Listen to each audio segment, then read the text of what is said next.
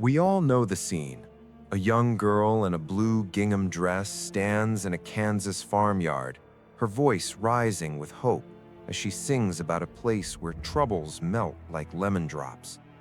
That moment became cinema magic. That girl became immortal as Dorothy.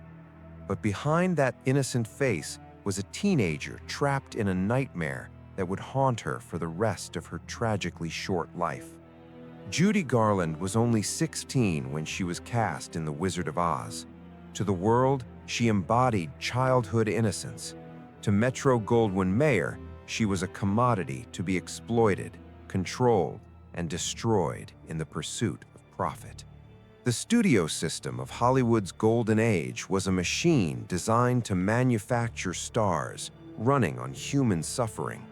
When Judy Garland signed with MGM at 13, her body, health, and identity no longer belonged to her. Louis B. Mayer wielded absolute control over every aspect of her existence. From the beginning, Garland was told she wasn't good enough, too short, too plain, not beautiful like the other starlets. The studio put her on her first diet before she was even a teenager. But dieting wasn't enough for the relentless production schedules Hollywood demanded. The solution? Pills, amphetamines to keep her awake through 18-hour days, barbiturates to force sleep when cameras stopped rolling. By the time she was Dorothy skipping down the yellow brick road, Judy Garland was already addicted to the drugs her employers fed her to maximize their investment. The filming of The Wizard of Oz was 6 months of systematic abuse disguised as movie making. Garland was forced to wear a painful corset to flatten her developing figure. She was given diet pills and told to subsist on chicken soup, black coffee, and cigarettes. Studio executives called her their little hunchback and made constant remarks about her appearance. The famous ruby slippers pinched her feet until they bled. The heavy costume and hot lights made the soundstage unbearable. Through it all, she was expected to be cheerful, energetic, and perfect take after take. If she showed exhaustion, there were always more pills. Garland was trapped in a system that saw her youth not as something to protect, but as something to exploit before it faded. The Wizard of Oz made Judy Garland a superstar. It also made her an addict before she was old enough to vote. MGM kept her on a steady supply of pills, controlling her weight, sleep, energy, her entire existence. She made film after film, each one extracting another piece of her health and sanity. By her early 20s, Garland was having nervous breakdowns. She attempted suicide multiple times. She went through failed marriages and bitter custody battles. When her addictions made her difficult to work with, the studios discarded her. She was fired from films. She declared bankruptcy. She performed in concerts even when she could barely stand, desperate for money and validation.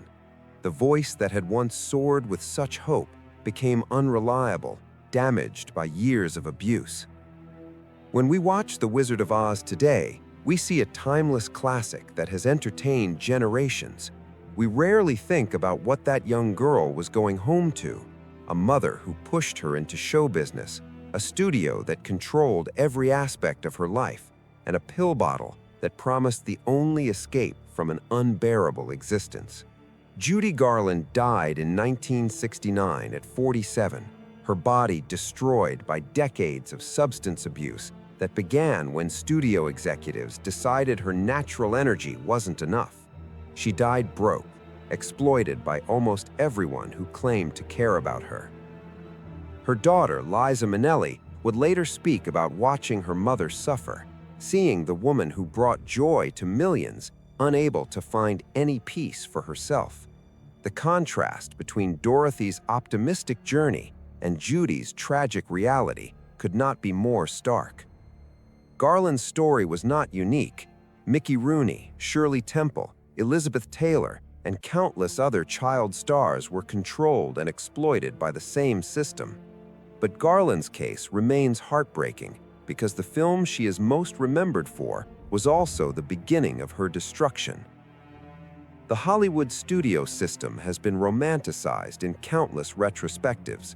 We celebrate the glamour and magic these studios produced, but that magic was often created through coercion, abuse, and the systematic destruction of young lives. Today, The Wizard of Oz is considered one of the greatest films ever made. When that familiar melody begins and Judy Garland starts to sing about bluebirds and dreams, we're transported to a magical place where good triumphs over evil and lost girls find their way home. But we should remember that the girl singing that song was lost in ways far more profound than anything in the script. She was lost in a system that valued her only for what she could produce, that fed her drugs to keep her compliant, and that broke her spirit long before her body gave out. Judy Garland gave us one of cinema's most enduring performances.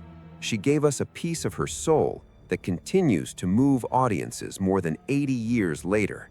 The price she paid was everything she had: her childhood, her health, her happiness, and ultimately, her life. The next time you watch The Wizard of Oz, remember Dorothy, but also remember Judy. Remember the real girl behind the gingham dress and ruby slippers. Remember that the rainbow she sang about was a place she herself would never reach, no matter how beautifully she sang.